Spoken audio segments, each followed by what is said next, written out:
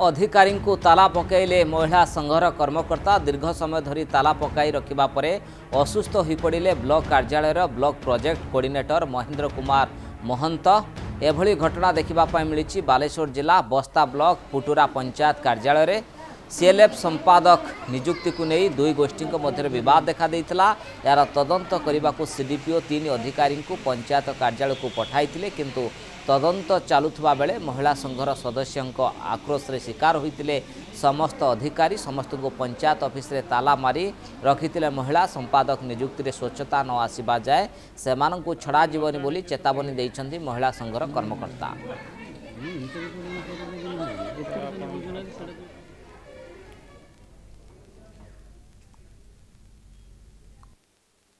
जो ऑफिसर माने बसुँच पानी देचु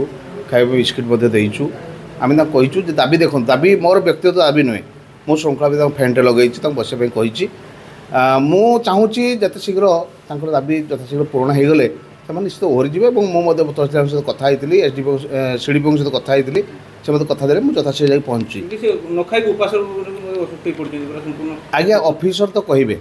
आमे तो आम तरफ आम जी दवा कथा सुविधा सुजोग आम जी संबल आम फैनटे देचु बसा जगह देचु